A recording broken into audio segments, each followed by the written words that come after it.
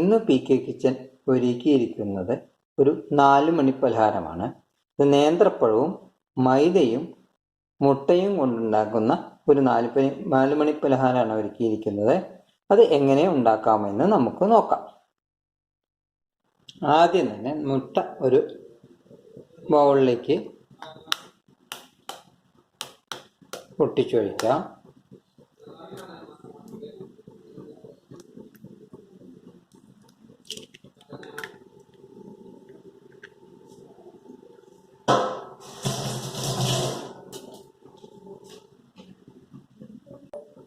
ഈ ഗ്ലാസ്സിൽ നമ്മളൊരു 1/2 ഗ്ലാസ് പഞ്ചസാര അതിലേക്ക് ചേർക്കാം.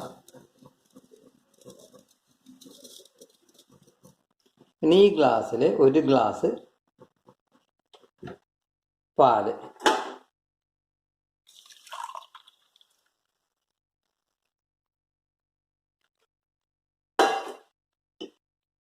ആദ്യം ഇതൊന്ന് ഇളക്കി കൊടുക്കാം.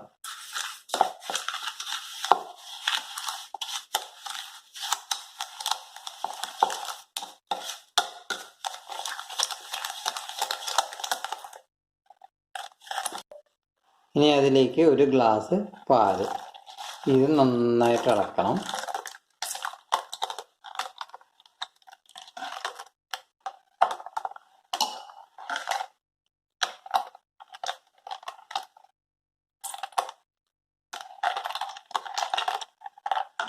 ഇനി നമുക്കിതിലേക്ക് മൈദ ചേർക്കാം. ഈ ഗ്ലാസ് അളവിലാണ് നമ്മൾ മൈദ എടുത്തിട്ടുള്ളത്. അത് കുറേശ്ശെ നമ്മൾ ഇട്ട് ഇളക്കിയെടുക്കണം. കുറേശ്ശെ കട്ട പിടിക്കാതെ ഇളക്കിയെടുക്കണം.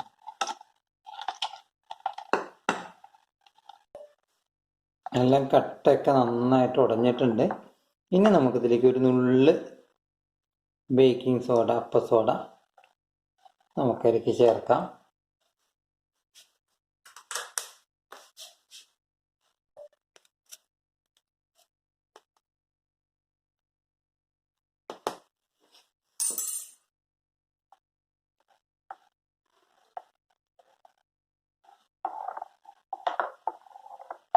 ഇനി നമുക്കിതൊരു 10-15 മിനിറ്റ് അടച്ചു വയ്ക്കാം, ഒന്ന്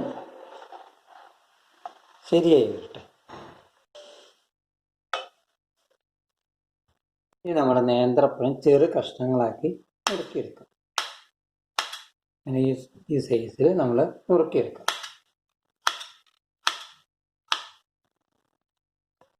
നമ്മൾ ഈ പാനിലാണ് ഇത് ഉണ്ടാക്കിയെടുക്കുന്നത്.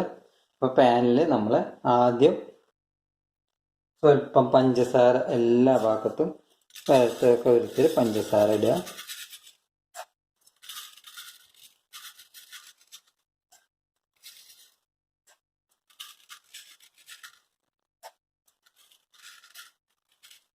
ഒരു ലെയർ പഞ്ചസാര ഇടുക.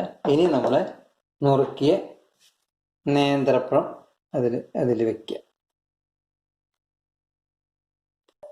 പഴം ഇങ്ങനെ നിരത്തി വെച്ചിട്ടുണ്ട്. ഇനി നമുക്ക് ഇത് മാറ്റി വയ്ക്കാം. ഇനി നമ്മുടെ ഇതിലേക്ക് ഇത് ഒരു 15 മിനിറ്റ് കഴിഞ്ഞു. ഇനി നമുക്കിതിലേക്ക് ഓയിൽ ഒഴിക്കണം. ഞാൻ സൺഫ്ലവർ ഓയിലാണ് ഒഴിക്കുന്നത്.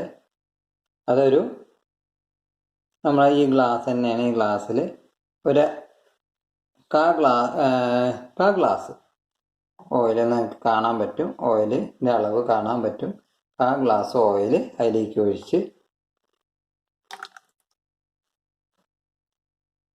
ഒന്നുകൂടി ഇളക്കി വയ്ക്കാം. ഇനി നമുക്കത് നന്നായിട്ട് ഇളക്കിയിട്ട് പാനിലേക്ക് ഒഴിക്കാം.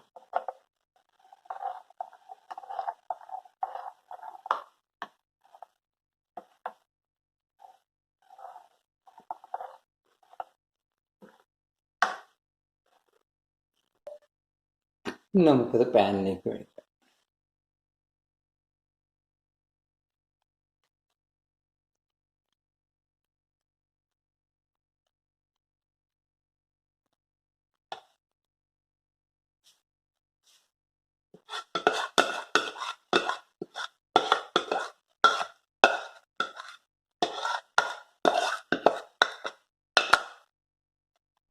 പാനിലേക്ക് ഒഴിച്ചിട്ടുണ്ട്. ഇത് ബേക്ക് ചെയ്യാൻ വേണ്ടിയിട്ട് നമ്മൾ ഒരു കനമുള്ള ചട്ടി അടുപ്പത്ത് വെച്ച് അത് ചൂടാക്കുക. നന്നായിട്ടൊന്ന് ചൂടായതിന് ശേഷമാണ് നമ്മുടെ പാൻ അതിൻ്റെ മുകളിലേക്ക് വെക്കേണ്ടത്. പാൻ ചൂടായിട്ടുണ്ട്. ഇനി നമ്മുടെ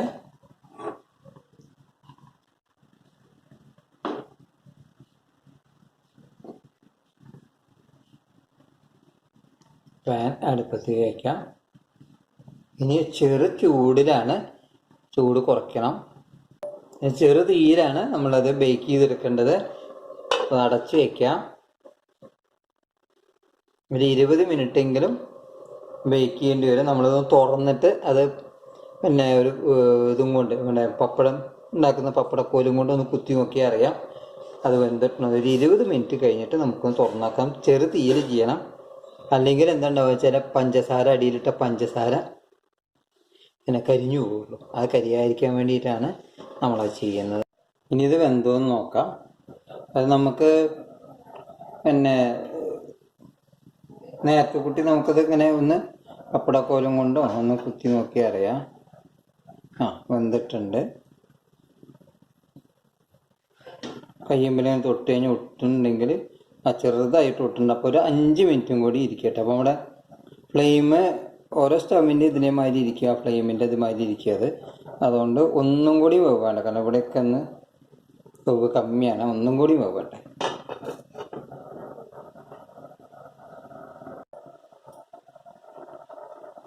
വെന്ത് കഴിഞ്ഞു. ഇനി നമുക്കതൊന്ന് ചൂടാറാൻ പറ്റും. ചൂടാറിയതിന് ശേഷം എടുക്കാം. എല്ലാ ഭാഗവും വെന്ത് കഴിഞ്ഞിട്ടുണ്ട്. ഇനി ചൂടാറിയതിന് ശേഷം നമുക്ക് എടുക്കാം. ചൂടാറി കഴിഞ്ഞു. ഇനി അവൻ്റെ 4 സൈഡും അത് വിട്ടിട്ടുണ്ട്. കണ്ടോ, 4 സൈഡും വിട്ടിട്ടുണ്ട്. ഇനി നമുക്കതൊരു പാത്രത്തിലേക്ക് മാറ്റാം. 4 സൈഡും വിട്ടിട്ടുണ്ട്. നമ്മുടെ പലഹാരം റെഡിയായിട്ടുണ്ട്. കറക്റ്റായിട്ട് വെന്തിട്ടുണ്ട്. എല്ലാ ഭാഗവും ക്ലീനാണ്. ഇനി നമുക്കത് പീസാക്കി കട്ട് ചെയ്തെടുക്കാം.